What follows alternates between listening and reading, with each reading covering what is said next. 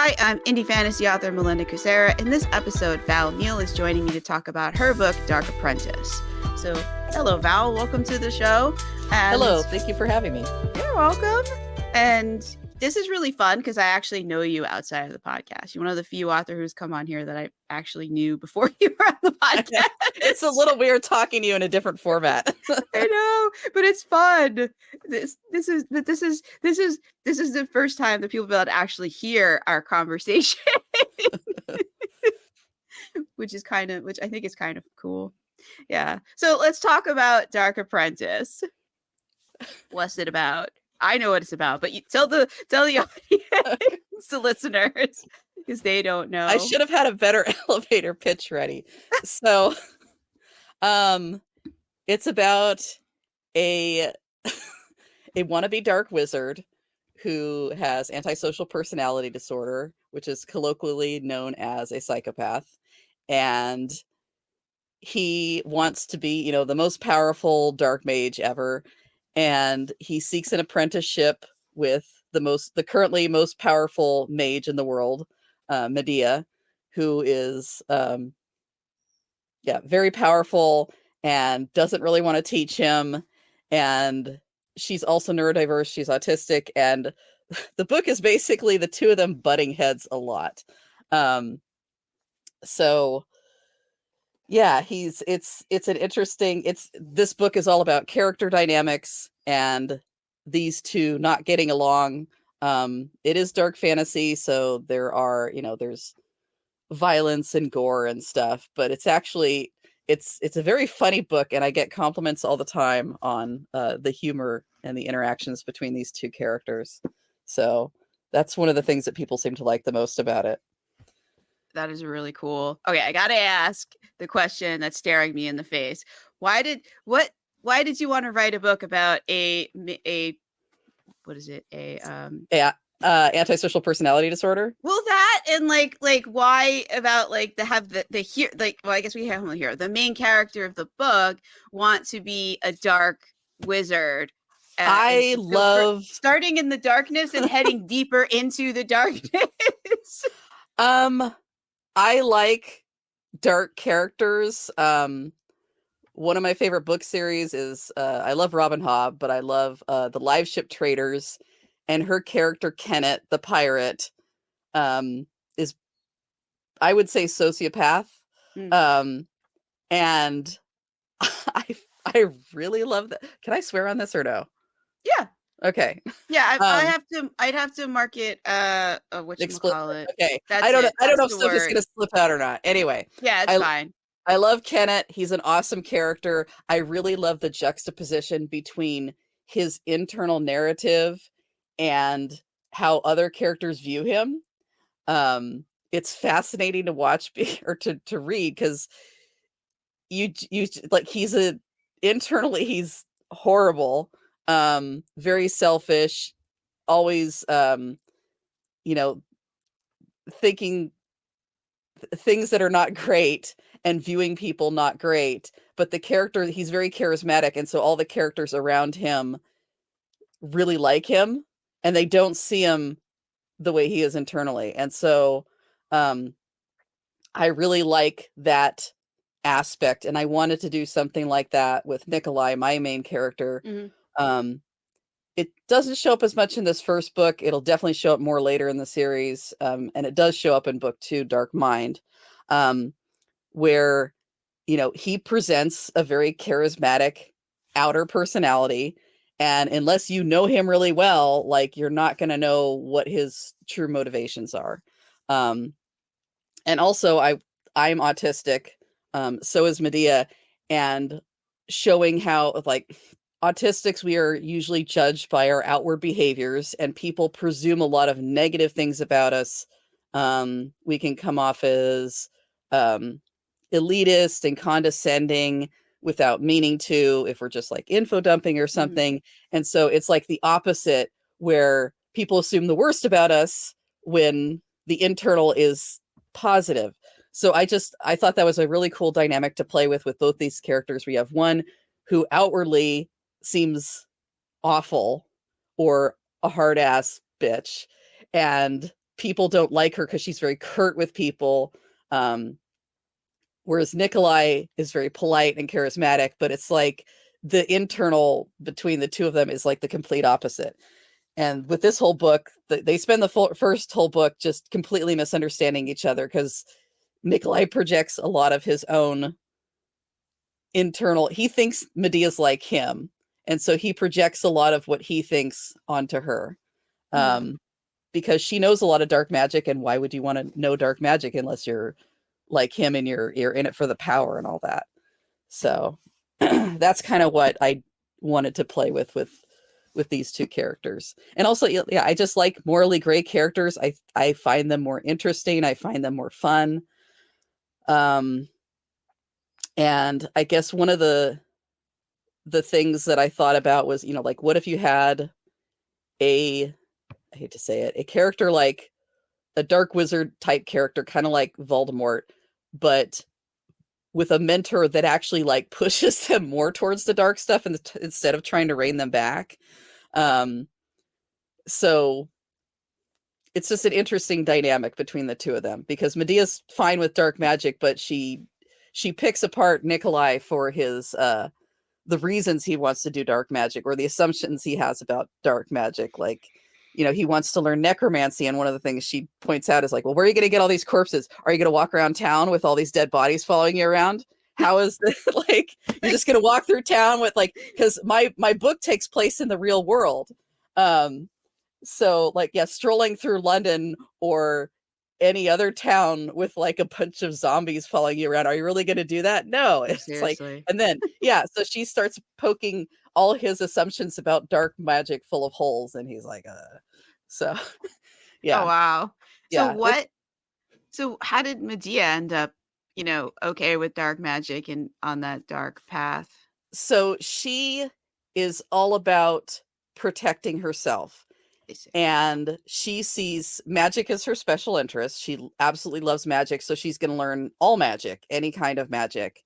And in order to protect herself, she has to be better at magic than everybody else. So that is her goal. She likes dueling, but her main drive is to protect herself. And she's had a lot of attacks over the years, because she has kind of put herself into a corner because dark magic is outlawed. She's the only one who teaches it. Therefore, all the apprentices she gets are like Nikolai, where they want to learn the dark stuff because they can learn the nice stuff elsewhere, but they can only learn the dark magic from her. So she ends up getting all these apprentices who are jackasses who only want to learn dark magic, and they see her as a threat. And so when they reach a certain power level, they always try to kill her. And so she has all these apprentices that she keeps having to kill because they keep trying to knock her off. And she hasn't quite learned her lesson, or maybe you shouldn't teach these people. The book opens with her killing an apprentice, or just after she's killed her last apprentice. And she's like, I'm not doing this again. This is stupid. I hate this. And she vows not to teach another like dark apprentice. And then Nikolai comes along, and because he's very good at manipulating people, he manipulates her into taking him on as an apprentice. Oh wow. In a pretty, he knows which buttons to push, because she declines him a lot. Mm-hmm. And he works on her for a whole week.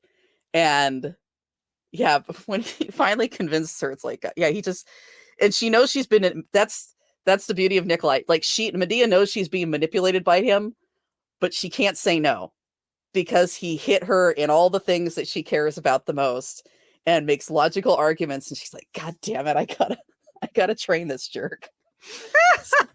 To train it. Yeah. Yeah. Is that in the excerpt that we're gonna have for today? I don't know what excerpt I'm going to give you. Okay. I haven't decided yet, because I want something that kind of shows the banter between the two of them. Plus my audiobook, it's in duet. And so for those of you who don't know, duet, dual narration is like, a male narrator narrates all the male chapters, a female narrator narrates all the female chapters. I have duet, which is the male narrator narrates his chapter, but they splice in the female narrator doing her lines. So you get male and female back and forth. And I really wanted that for this book because it's horribly expensive, but it's much more fun to hear Medea and Nikolai like actually talk and argue. The excerpt doesn't have to be short. It could be if one chapter isn't going to give us that duel, that back and forth. Like, I don't want to make it too long. Okay, I want to have to you. Yeah. I prefer a short, punchy sample than something like long. So no, that's fine too. I just wanted to put that out there because like if one chapter isn't gonna give you what you were looking for, then it's totally okay. Yeah. So should we cut to that excerpt? Sure. Or you want to? Okay. All right. So right now we're going to play you that excerpt with the dual narration, and future Melinda and future Val will have figured out what that is and place that back in via the magic of time travel. So. As he sliced through yet another envelope, a wink of blue caught his eye. Nikolai peered at the heap of letters, but nothing stirred. Must have been a trick of the light. This client wanted a luck bracelet. Thankfully, they had plenty on the display hooks. Nikolai moved to retrieve one, pivoting at another flash of blue. His hand dove for the source and came back with a letter from the bottom of the pile. Strange blue symbols shimmered across the envelope, which had no name or address. How had it gotten here? Nikolai ran his finger over the letter, and the blue symbols shifted to form text. To Mr. Petrov. He sliced the envelope, but before he could extract the contents, new text appeared at his fingertips. You're not Mr. Petrov. Interesting. The spell wasn't one he recognized, but he knew enough to appreciate its complexity. Conditional spells required a degree of talent beyond the reach of most practitioners. I am Petrov's apprentice, Nikolai said, not knowing if anyone could hear. I'm authorized to open mail on his behalf. The letter did not respond. Apparently, whatever enchantment lay upon it was not triggered by auditory input. Nikolai removed a folded page from within. More text appeared along the crease. There is a price for reading another's correspondence. Continue only if you wish to pay it. That gave Nikolai pause. He placed the letter on the counter and picked up his wand. Petrov had taught him several reveal spells, but they only checked for standard enchantments. A custom curse might not be detectable. He waved his wand over the envelope and spoke the incantations. Nothing. Nikolai stared at the folded paper. He could give it to Petrov and that would be the end of it, but his curiosity was piqued. What price would it exact if he attempted to read it? Perhaps the threat was merely a bluff to ward off potential snoopers. Then again, whoever sent it was talented. But were they skilled enough to enchant it with something undetectable? The possibility only intensified his desire to read the contents. He glanced over his shoulder. Petrov's office door was closed while he tackled the ledgers, a task which would keep him occupied for some time. It would be easy enough to reseal the letter, and he could always talk himself out of trouble if discovered. Sorting and opening mail was one of his tasks. It would be an honest mistake if he were to open personal correspondence. Nikolai picked up the letter and unfolded it. The sheet was blank. Disappointment stabbed him. He should tear the letter into 100 pieces, burn the damned thing. No, that was rash. The message was probably hidden. He would hide the envelope, pretend it never arrived, and plumb its secrets in private. Before he could pocket the letter, words appeared and danced playfully across the page. I hope you enjoyed reading this. There was a pause, and then sharp black letters slashed the parchment. It will be the last thing you ever see. No sooner had Nikolai's brain registered the words than his sight winked out. He blinked several times and waved his hands in front of his face. Nothing. Nikolai groped along the countertop for his wand, irritated but not panicked. Anxiety and fear were outside the realm of his experience. As a child, he could never understand why his brothers cried and cowered when the metronome announced another air raid. Nikolai would run to the window, hoping to catch a glimpse of the destruction. Mother always shooed him away, and he had to satisfy himself with picking through the crumbling buildings after the fact. It wasn't until he learned telepathy and dipped into the minds of mundanes that he saw what fear could do to a person. Until then, he'd half thought people made up the emotions they claimed to display. Emotions had to be the useless byproduct of some evolutionary chain, though he couldn't fathom what benefit they were supposed to offer. One didn't require feelings to solve a problem. Nikolai continued his search of the counter. His hand smacked painfully against the register and sent something long and narrow clattering to the floor. It was too good to hope that was a pen. He slowed his search of the counter until his fingers found both the letter opener and pen. Damn. Kneeling gingerly so as not to snap his wand, he searched the floor. His fumbling disturbed a fine layer of dust that set him coughing. At last, he felt the wand lying snug against the bottom of the counter, nestled in a crack between the floorboards. He reached for it, but his fingers could not get purchase. Every time he thought he had it, the wand slipped back into the crevice. He cursed and punched the floor. Several minutes passed before he had the sense to grab the letter opener and use it to extricate the wand. Nikolai stood, aimed the wand at his eyes, and spoke the incantation for a counter-curse. Something punched into his face, hard. His eyes pounded in his skull. Rubbing them with his free hand, he tightened his grip on the wand to avoid losing it again. The wand. The handle felt wrong. A quick palpitation told him it wasn't his. Who knew how long this wand had been hiding under the counter? Pleiad! He swore. Where was his wand? He knelt again, this time expanding his search. A few minutes later, he found it near the ficus. Triple-checking the field to make sure it was his, Nikolai set to work casting every counter-curse he knew. Either he'd permanently damaged his eyes with the wand misfire, or his counter-curses failed to work. As much as he hated to be discovered in this state, he needed assistance. He called loudly to Petrov several times, fighting to keep the irritation from his voice. Eventually, he heard some sort of reply, followed by shuffling footsteps. What are you hollering about, boy? I'm trying to work. I've been blinded. Some sort of curse on one of the letters.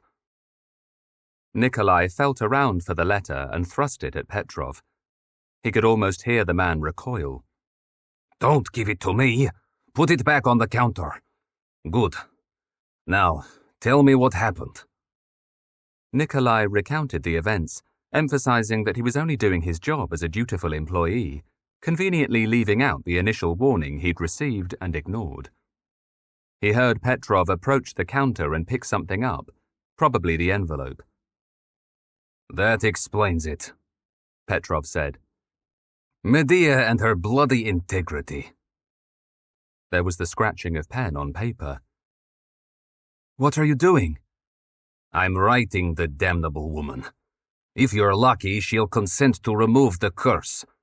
If not, well, let's just hope she says yes. Nikolai gripped the counter, jaw clenched. How far had the letter travelled to come here, and how long would it take to return? Would he be blind for days, weeks? What if she said no? She had better fix it. This was all her fault. There, said Petrov as the scratching ceased. I hope for your sake she's listening right now. Can she hear us then? He hoped she hadn't heard his fumbling and cursing. I meant listening as in watching for a response to her letter. Whatever I write on this paper comes out on her end, or so she explained to me. Petrov drummed his fingers on the counter as they waited for a response. Concerned the old man would go back to his ledgers, Nikolai broke the silence. Who is she, this Medea? He mentally added her to his list of people who needed to die. You haven't heard of her? Surprising, given your interests. She's the most powerful mage in the world. Deadly in duels. Does she know much black magic, then? She would tell you there's no such thing, but yes. If it has to do with magic, Medea knows it. She identifies items for me whenever she's in town. That's what the letter will be about. Spells fall out of fashion like anything else. She's ancient. If she can't identify something, then no one can. How ancient? I don't know. 500? 1,000? One time I had her identify a brooch for me. It was silver, shaped like a lizard with 2 ruby eyes. She recognized it, if you can believe that. Belonged to a friend of hers in the 1600s. Quite grateful to get it back, too. Immortal and skilled in black magic. Nikolai collected every myth and legend he could regarding immortality. Abundant though the stories were, none of them went into detail regarding the method of such a thing. Had she found an ancient relic, like the Holy Grail? Made a bargain with a demon? Located a fountain of youth? He had to talk to this woman. How does she keep herself alive? Who knows? She refuses to share her secret with anyone. Nothing a little manipulation, telepathy, and torture couldn't cure. Everyone had their pressure points. We're in luck. She's writing back. Petrov paused a moment, made a frustrated noise, then began frantically scribbling. You're a damn apprentice, not a bloody spy. What's she doing cursing a letter like this anyway? The whole thing was intolerable. If Petrov couldn't convince her to release the curse, he'd have to figure it out himself. Every spell had a counter. It might take time, but eventually all would be put to rights. And then he'd make the bitch pay. There. She's agreed to lift this spell. Hold on. A pause, then a tearing of paper. Give me your hand. Something pressed into his palm. Nikolai closed his fingers around it. A wad of paper? The bottom third of the letter, yeah. You, need to eat it, Petrov said apologetically. Nikolai shoved the wad into his mouth. Bitterness bloomed, and he almost gagged. What kind of ink was this? His mouth filled with saliva as his body rejected the ghastly taste. With great effort, he forced the wad down, and the world came into sharp focus. He scanned the room for some way to remove the taste and spotted his morning cup of tea. It would do. He swished the lukewarm liquid and spat it into the ficus. Still the bitterness lingered. He pulled a kerchief from his pocket and proceeded to wipe his tongue. It helped, though not enough. As he continued to dab, his eyes fell to the remainder of the letter. A new message mocked him from the page. Repentance is such a bitter pill to swallow. I hope you enjoyed yours. He froze, mind a whirl. Had she made it taste bad on purpose? Had it even been necessary to eat the damned thing? He scowled at the words. He could almost feel her laughter ringing through the parchment. He was going to kill her. So we hope you enjoyed that excerpt. We in the current interview don't know what was just played. So I'm sure it was wonderful and funny, and I don't know. It was so good. I went out and bought. I have two very talented narrators. You do, and it was so good. I went out and bought a copy of the first 2 books. Thank you. On audio. I think I bought them through your website. Preferably not on Audible. No, I bought them from your website. No, I did actually buy them. We have not actually heard the excerpts. we're channeling from the future, knowing how Yes. great it was. I thought I already had bought them, but I Mhm. didn't. So I rectified that. So Oh, cool. I've known you I've wanted to listen for a while, and I just, yeah. Just be aware the second book is much darker than the first. So yeah, there's still a lot of humor. The second book, it's like really dark stuff interspersed with funny scenes. So it kind of flips back and forth. I'll have a really dark scene and then something a lot lighter. I mean, I have actually read Robin Hobb, and I did try reading the Game of Thrones. I didn't get very far with the Game of Thrones. It's just kind of not for me. Yeah. But from what I know of this isn't like that. No. It's not grimdark. It's I don't know what the hell it is. No, I had to ask my editor. I would ask when I had beta readers, I was asking every single beta reader, what subgenre of fantasy is this? Is it urban fantasy? Is it contemporary fantasy? Even though it takes place in the 50s, or at least it's the series starts in the 50s. It'll run through the early 2000s when I get to the later books.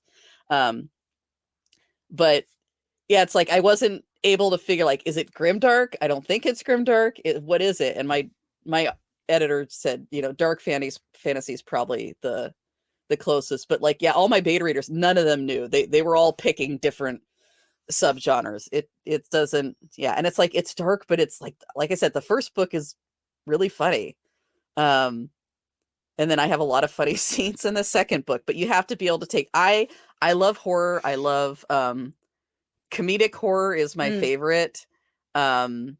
Stuff like Evil Dead 2, where it's just you have the horror and the gore, but you also have really funny stuff going on, stuff that doesn't take itself too seriously. I like that stuff. So it's like Evil Dead 2 without the zombies. Not quite, but it's with more magic. More magic. It's just that's the kind of stuff I like. So that's what I ended up writing, is something with a lot of darkness, but also a lot of humor. So yeah. And the first book is more, like I said, it takes place in the real world, but they don't enter the real world all that much. I mean, like, or I should say it doesn't. So like the settings, a lot of it's on Medea's island, which is kind of removed from everybody. And there's a town called Haven, which is a magi only town. The population's like 100% magi. And then they make an excursion to London at some point, in Germany at some point, but there's not a lot of interaction with like the mundane world. So go back. So you said the magi. So is that so in that's your my world? word. So the way my magic works, so there's magi who have innate power to cast spells. So the way spell casting works in my world, you have to have mana, which is like your innate power. You can tell I'm a gamer because it's like mana. That's your magical energy. We're just going with mana. So yeah, mana's your magical power, like your stamina for magic. There's willpower, and then there's focus. So focus is what you say, like, I want this particular thing to happen, and then willpower is actually like the willpower to make it happen. And magi are born with enough innate mana to cast spells on their own. Witches also exist in my world, but a witch is basically, if you play D&D at all, it's like a warlock where they have like a patron. Basically, they're channeling their power from a spirit or a deity. Something is giving them their power because they don't have enough to cast spells on their own. And in exchange, the deity gets their soul when they die. Oh, that's not cool. And they also have to ask permission to cast spells.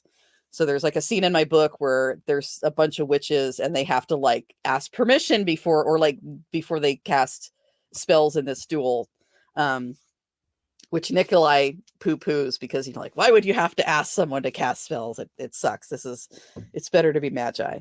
And then mundanes are basically anyone without magical ability. But that's the thing. It's like you could be a mundane and become a witch if you made a pact with or an agreement with a supernatural being to give you power. Okay. What sort of supernatural beings do you have in this world? So you mentioned like deities.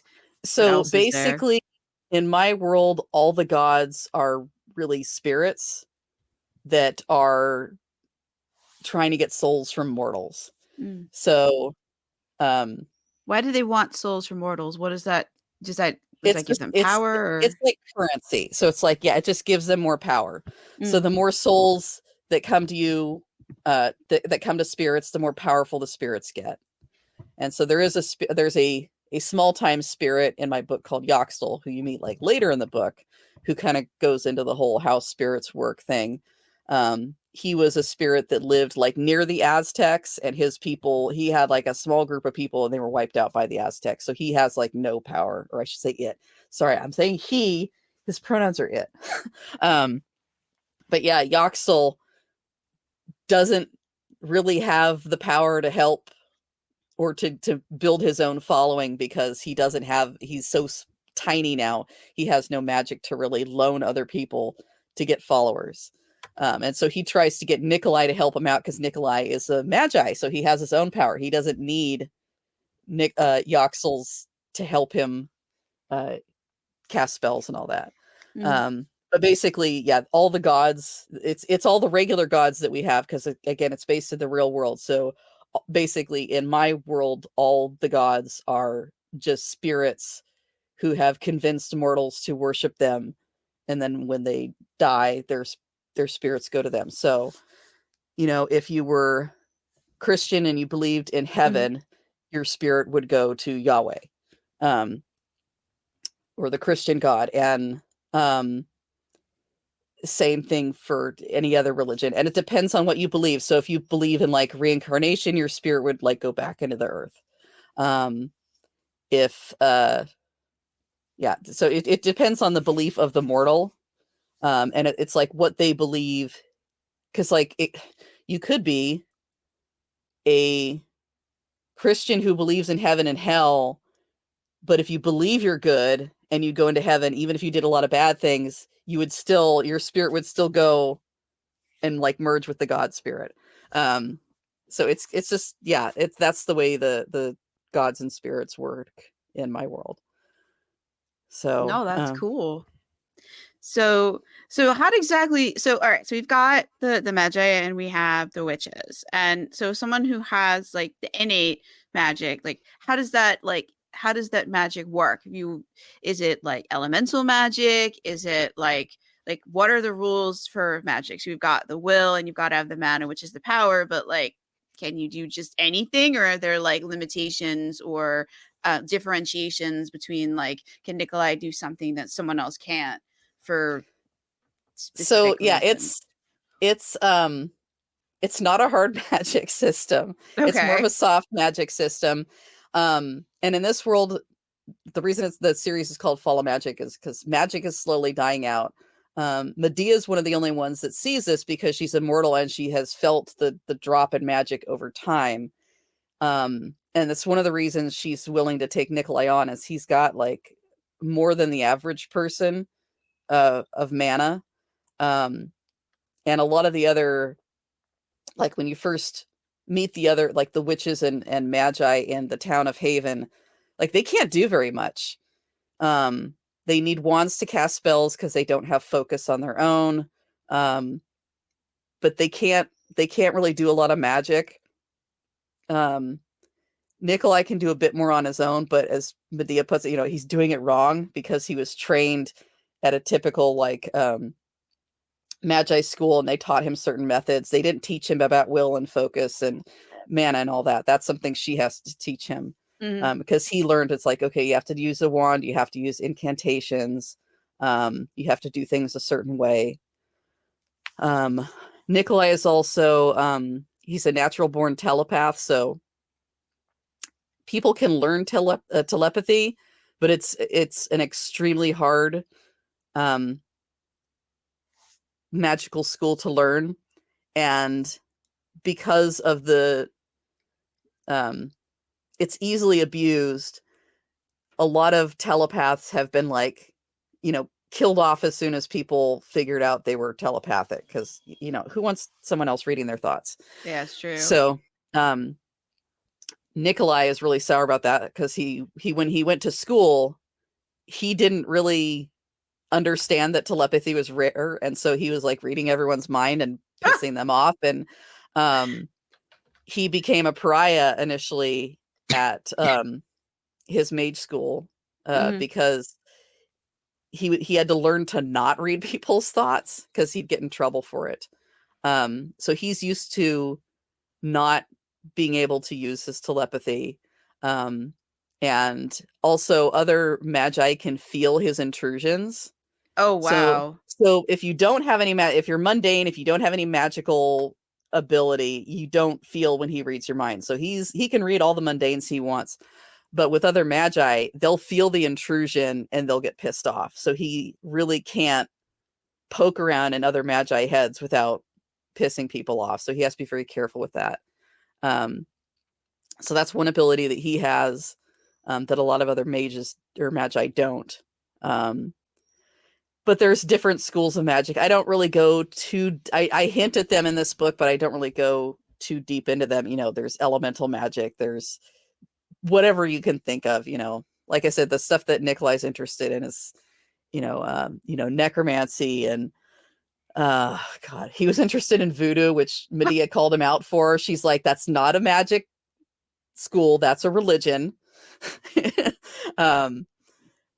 So Oh, wow.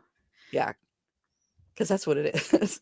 Anyway, Yeah. So again, it's based, I try to base stuff on real world. So like, and Medea, Nikolai makes fun of her for stuff because she has books on magic, or she has a whole library that are supposed to be books on magic, but she also has books on like tattooing and music. And he's like, why the hell are these in there?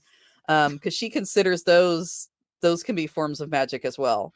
Right. Which again, we don't go too deep in on the first book because Nikolai's not very willing to learn in the first book. Right. But maybe in book 2, do you get more of this, or are these things that are going to come up in later books? They'll come up in later books, and also, so the first several books are going to be. Well, I don't want to give away the ending, but anyway, Nikolai, damn, I almost got you to give it away. No, well, it's. Yeah, it's fine. Anyway, it's not like anyway. Yeah. So Nikolai, I basically focus on a different school of magic in each book. So this book, this book is all about Nikolai learning the basics and stuff. Next book is him book 2, Dark Mind, is him really honing in on his telepathy and trying to make that better because he's been held back for so long. So he really wants to dive deep and see if he can become really good in telepathy, which is interesting. I really have to worry about power creep with this series. So if you're not familiar, power creep is like, I don't know how many of you have. Yeah, you are, but other people. So if you've seen the show Supernatural or any other show where there's like, they have to raise the stakes every goddamn season because like at first they're facing the devil and then they kill the devil. So they gotta fight the devil's second cousin once removed. And then, it's just like they keep having, that's power creep, is basically we got to up the ante every time. So if you make your characters too powerful, then the enemies have to be even more powerful so that it presents a challenge for them. So I have to be very careful about power creep. That's one of the problems with Medea. It's why I did not make her the protagonist, even though I really like her.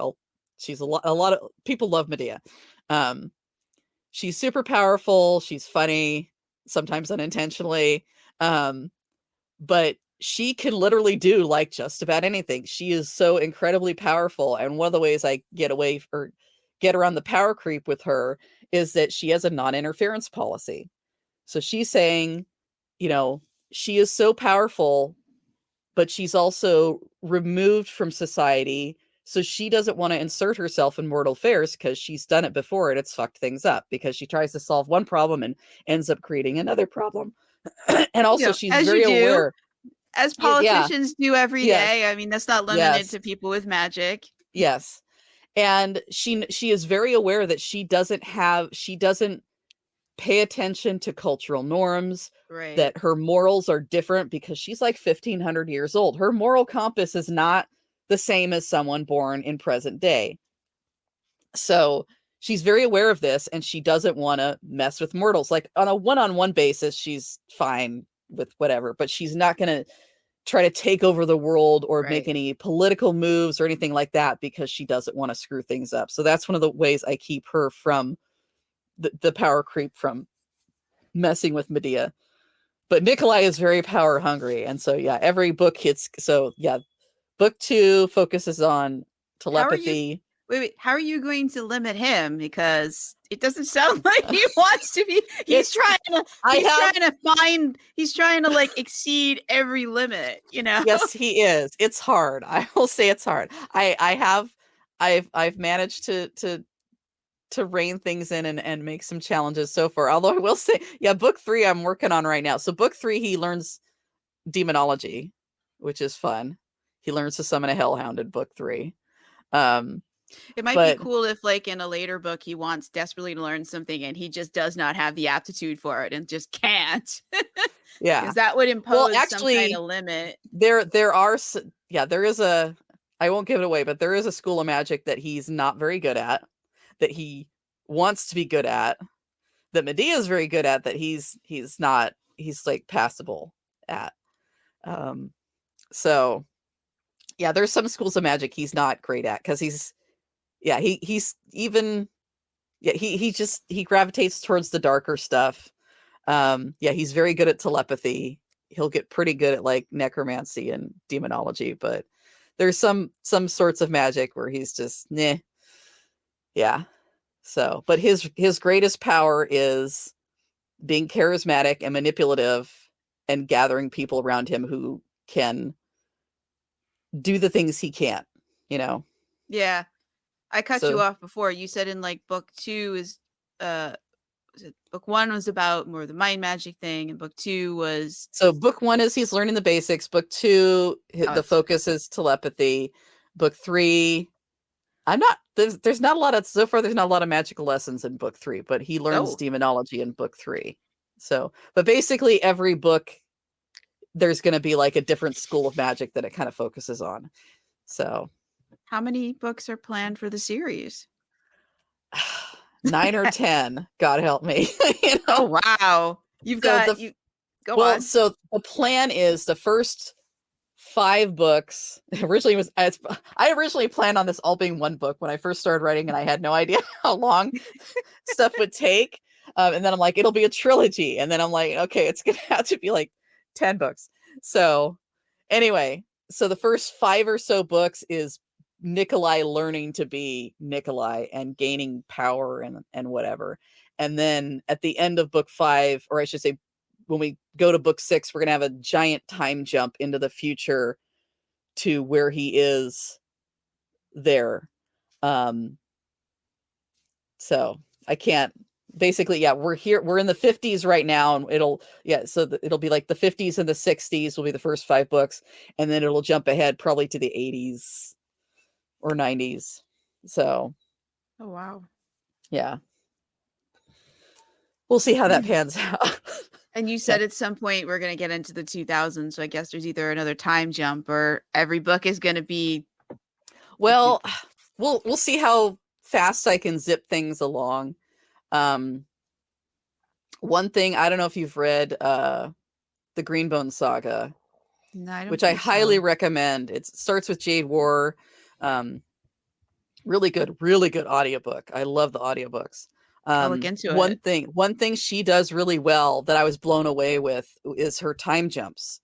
She does a lot of time jumps in her books. She'll have like a little intermission with like a short story, which I a lot of times ended up skipping.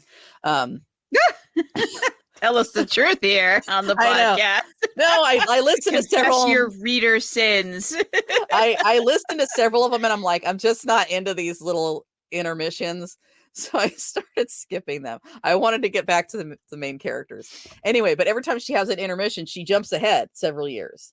And then she has like the characters will give a little recap of whatever had happened when you join back in with them. But it allows her to, because her books, they're also like multi-generational. You see this whole it's about this one family that grows up and gains more power and stuff. And you can see how things evolve over time. And I really like that. And it's like, I wish I had known that when I started. But yeah, she does a really good job with the time jump. So I'll have to I took note of that, and I may have to incorporate something like that where we just say, fuck it, we're going ahead 2 years, and y'all are just gonna have to deal with it. A lot of Yeah. series though will do time jumps. Like that's not like unusual. No. I thought like yeah. I mean, and I don't think there's not too many that I think do like multiple decades like in the same series. Like I've seen where like there was the series and then the sequel series was like 10 or whatever years later with the next generation. Like that's totally like a thing. That'd be interesting to see like that kind of jump within the same series. But if the characters are immortal, I think it can work fine. Yeah. So so Nikolai, he's gaining power the first few books, and then you kind of see his empire in the second half of the series. And when they face off against, or is he immortal? He's trying to be. Medea's immortal. Nikolai wants desperately to be immortal. So you guys will just have to see like whether or not he succeeds. Yeah, how does immortality work like magically speaking in your world? Is it like individual to the person who is seeking it because it's a soft magic system? Like there's not like a hard and fast rule. There's no hard and fast rule. It's whatever you figure out. So there are multiple paths to immortality. To immortality. And it's just whatever person figures out. And I did a lot of research on, different supposed immortals from real world. There's like a whole Wikipedia list of like of people who were supposedly immortal, and it's like I'm looking through it and it's like God, J.K. Rowling pulled a lot from that list. So I'm like, God damn it, she got that one and that one and that one. Nicholas Flamel, that was like a real person who was supposedly immortal, and he's in her series. And then her she God, I forget the name. It's a Russian name, something the Deathless, which is what she based the Horcrux system on with Voldemort. So is it Koshki the Deathless? I can't remember the exact name. Anyway, it's a Russian myth with a guy who he took out his soul and he hid it like in an egg, and then he hid the egg inside a rabbit, it was like a Russian nesting doll of things. And so the hero had to like find and destroy his soul by finding all these things. So you can see where that pulled from, or where she pulled from that. But there's lots of different, there's lots of stuff in the real world that talks about immortality or people who are supposedly immortal. So yeah, I have lots to pull from. Yeah, but no, that's it bugs me cool. when I see like overlap. I see something I want to do and somebody else has already done it. It's like, God damn it! People are gonna think I'm. No, I mean, if you're pulling from stuff like that list in Wikipedia, I don't think you have to worry about it because many people are probably pulling from that but same it's list. Like when the problem is, stuff like with Harry Potter, it's like I have mundanes. And she's got muggles, and so I worry about people thinking that I was like I've had the mundane thing because I started writing this book ages ago. I don't think you have to worry about that because no, I but see it's like mundanes a lot across many different fantasy books. Like I think that's become sort of a common way of referring to people who don't have magic. It's just as an author, I always worry about, being accused of ripping off something when somebody else also like ripped off a Wikipedia list or whatever. We're all building our worlds based on a lot of the same stuff. Yeah. And yeah, it's just, I worry about people thinking I'm copying when it's like, no, I came up with it first. I just hadn't published yet. Or yeah. I don't worry about that. I have a very hard magic system. Yeah. So I worried about a lot more before I published my first book, but my fans are wonderful. They love the book, and I haven't gotten like complaints about stuff like that. So it's one of those things that it was one of my anxieties before I published, but I don't think about it as much now. So yeah, I don't think don't worry about the mundanes. Like I see it's in urban fantasy, like it's ubiquitous. It's used a lot. Yes. Yeah. I first heard of it in one of my favorite computer games, which was Ultima 7 Part 2, The Serpent Isle, they refer to people who don't have magic as mundane or mundanes. I think I first heard it in the Jane Yellow Rock series. Mm-hmm. Because, like, yeah, she's mostly dealing with people who are not mundane. So occasionally when she meets somebody who is not like a vampire or whatever, she's like, "Oh, you're just mundane." Mm-hmm. I don't know what to do with you. It's a perfect description. Yeah. Yeah. I really like it. So that's what I use. So yeah. No, it's definitely all over urban fantasy. I don't read. I mean, urban fantasy used to be very action heavy, but it Mhm. became very romance heavy, and Mm. that's kind of when I lost interest in it as a reader. Yeah, I will say, so despite I use a lot of, because my book is all about character interactions, apparently I use a lot of romance tropes, but it's not a romantic book at all. So That's yeah. cool. Yeah, and I So advertise enemies to friends. it's well, you'll have to find, but it's there's no romance in the first book at all. So yeah, it's but later, I because I when don't you wanna said talk- that implies that later there might be. there's a lot of Nikolai. Well, I don't want to give away the ending of the first book.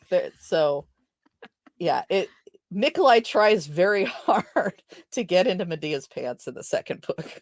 But that it's not for romantic reasons. It's He's not trying to manipulate romance. her.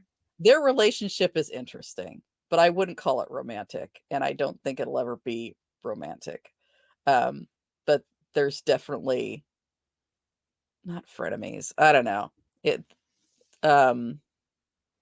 Is Nikolai capable of caring about other people? Because generally psychopaths can't empathize, and so it's difficult for them to care about anything outside of themselves. So they can have cognitive empathy, which is different than emotional empathy. And I don't want to put the words inside. I did a lot of research, but I don't want to put the words in the mouths of people with ASPD. But yeah, I did a lot of research into it.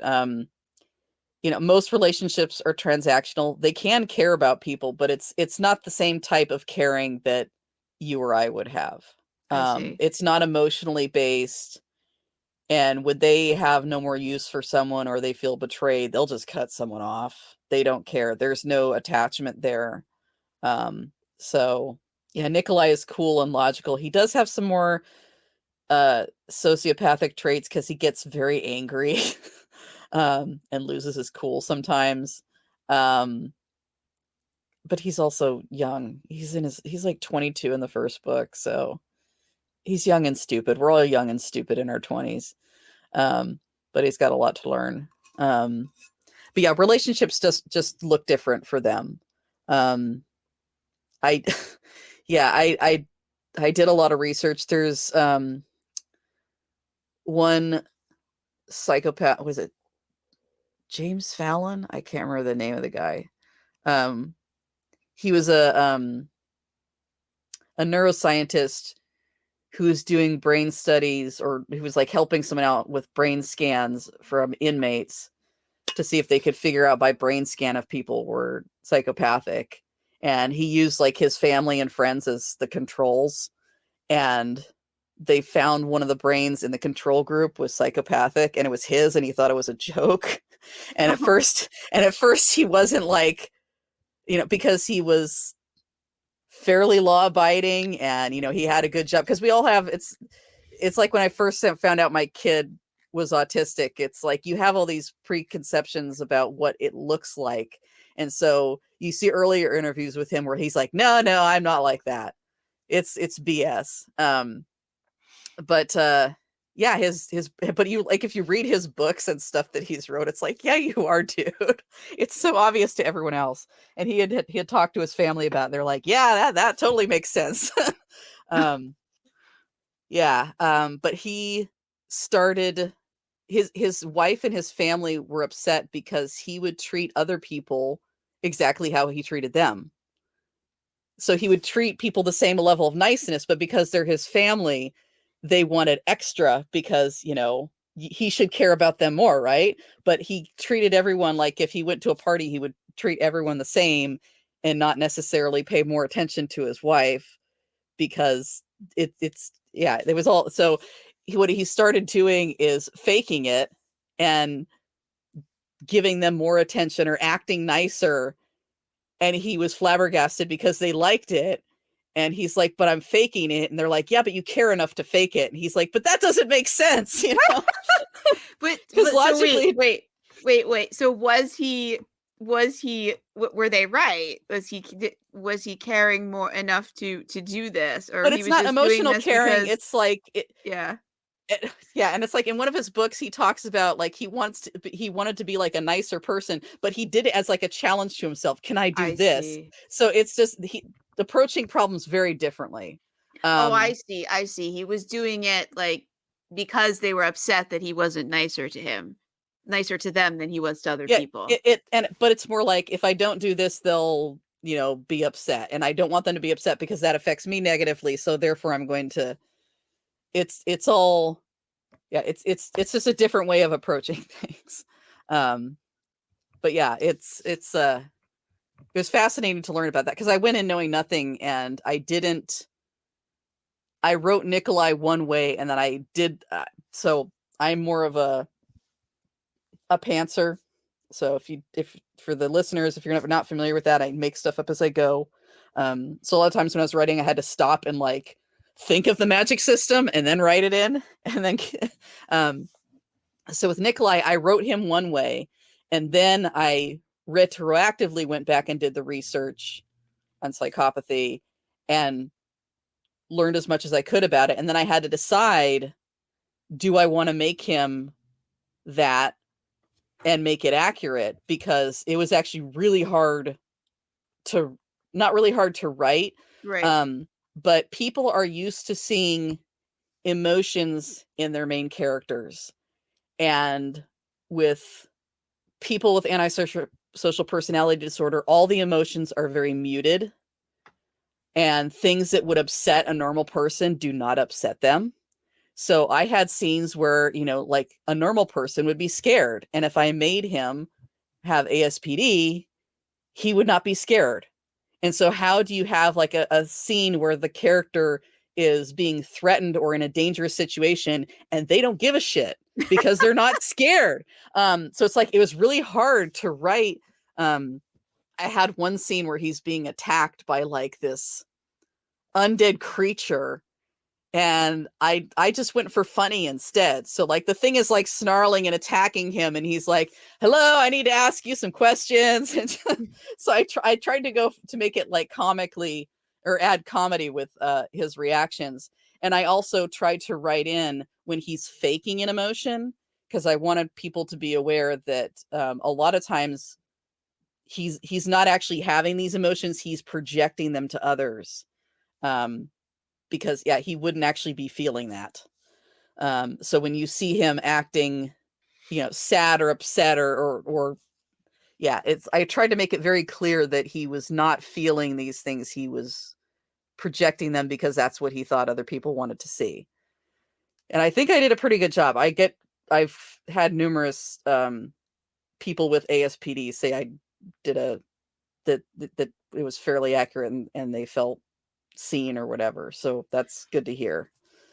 So no, that's cool. And you're giving the rest of us a view into something that we didn't know about or don't experience, which is cool. Like that's the point of, well, sometimes you want to read things that show you a completely different world. Yeah. So I'm glad I did a decent job. Yeah, I put it in I wanted Nikolai and Medea initially to be, I'm less worried about it now, but I wanted people to go into the book not knowing their conditions, and just because I also wanted the reader to go on a journey of judging these people for their actions and their beliefs, and then getting to the author notes and seeing, you know, that they're not necessarily what the reader thought they were either. But it's all over like the reviews and stuff. So it's the cat is out of the bag. So people will go into the books knowing that their conditions or whatever. So yeah. Do you mind that now it's out and known that no, I don't some mind. readers may not be going in with open minds? Well, actually, some people, like, because it's in the the blurb that Nikolai is a psychopath. And I've actually had some people in their reviews say, like, I went into this thinking it would be like, psychopath, because that's when everyone thinks of psychopath, they think of like an unhinged killer, which it's not. And so people who know what it's like went into it thinking it would be a bad representation and came out pleasantly surprised. So that's good to hear. Yeah. But I have other people, like, I try to list some of the content warnings. It's like, I had a beta reader who was in a very abusive family growing up, and she couldn't read Nikolai because he's so manipulative, that it was just triggering the shit out of her. So, depending on your life experience, like, it may not be for you, but I find it fun. So, no, I'm definitely interested in. Well, I've got it now, so it's in the queue with the 73 other books that I bought. Yeah, I saw how many audiobooks you bought on Audible. I still feel like I need to make it an even 100, even though I think. Oh my God! If I can't, like, just. I don't know. Like, it bothers me that the number is now it's 75 because I just bought 75's good. You don't have to go to 100. That's true, but I did get a bunch of box sets, so I think if I added up the books within the box sets, they probably did get 100 bucks. Probably. But, like, I don't get Christmas presents anymore, so people either give you a card or maybe $20. See, I asked my family to get me, like, ebooks, and they get me physical books, and it's like, I don't read physical books anymore. They just sit on my shelf. So yeah. I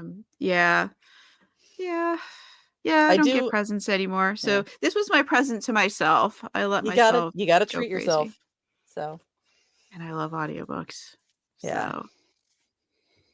I had to pause my Audible subscription because I haven't had the time lately.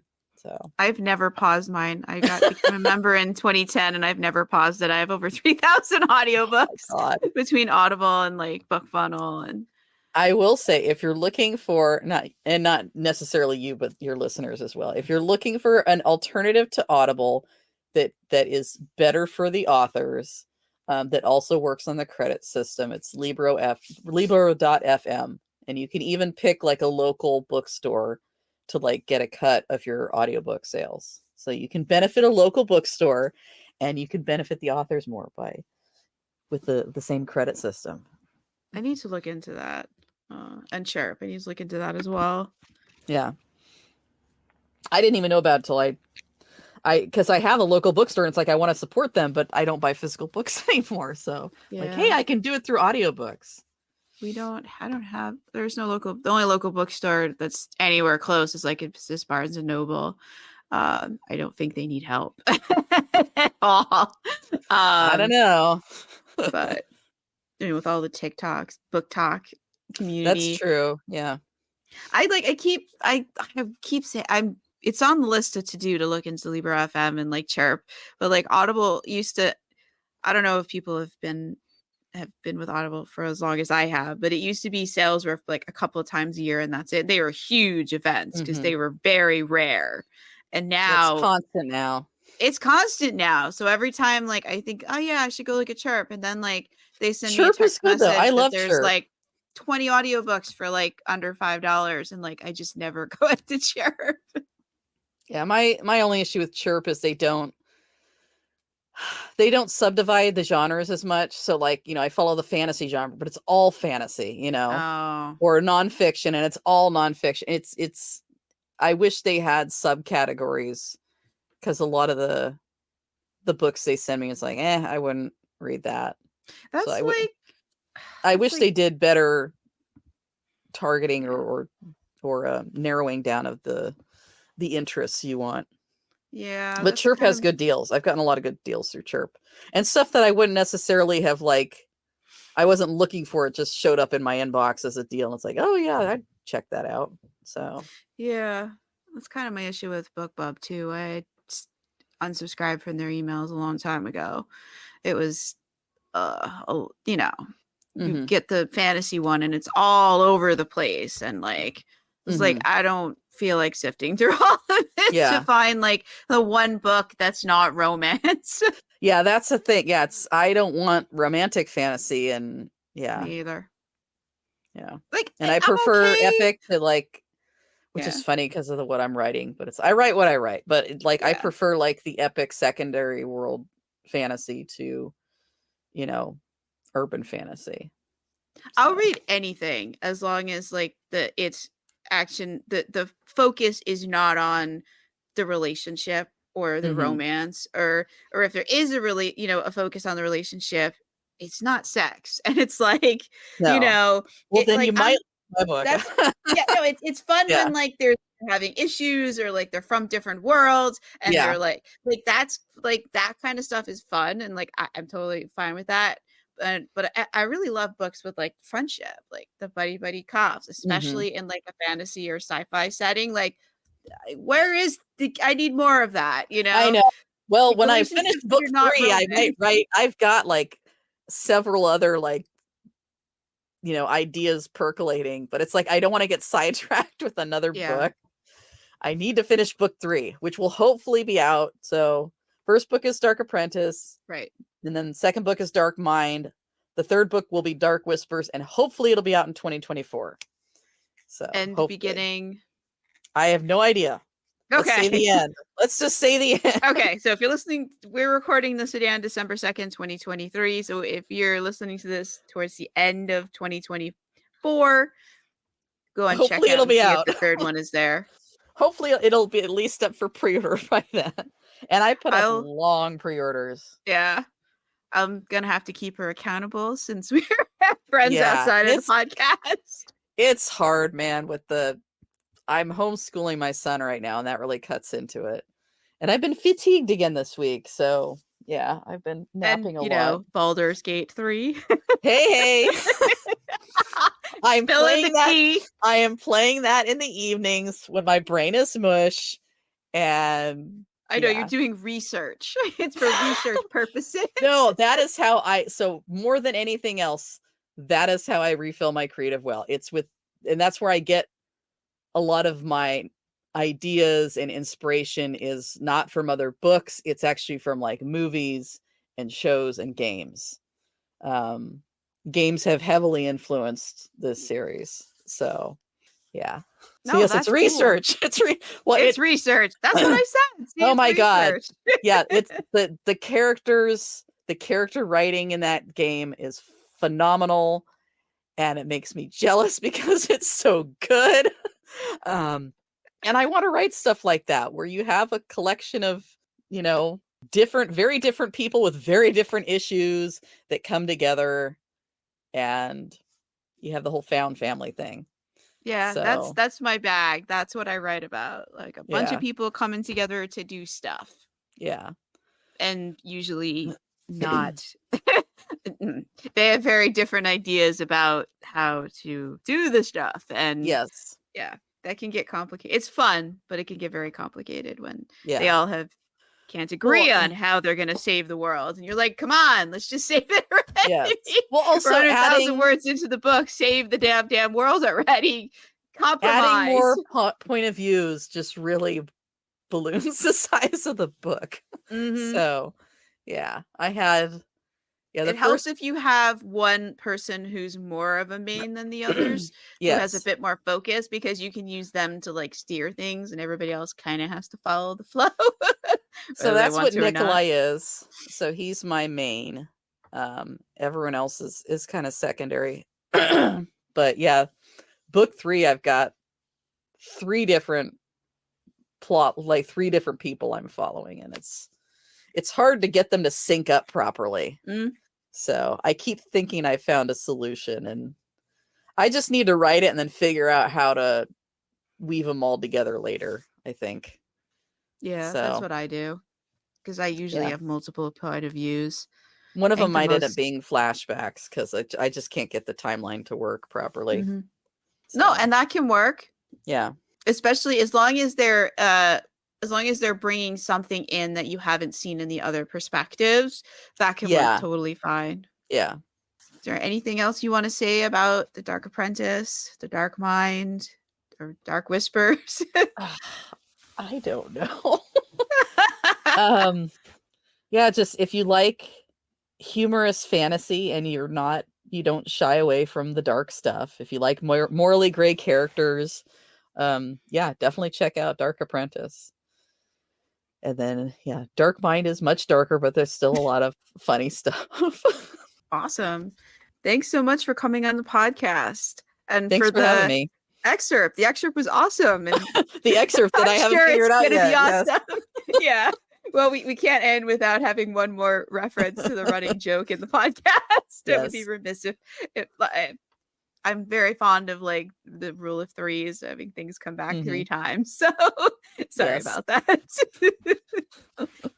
Thank you guys so much. So this has been another episode of Fantasy Lore and More. We've had Val Neil on here talking about Dark Apprentice, Dark Mind, Dark Whispers, and lots of other things besides. And I hope that she'll come back and talk about maybe when I release Dark Whispers.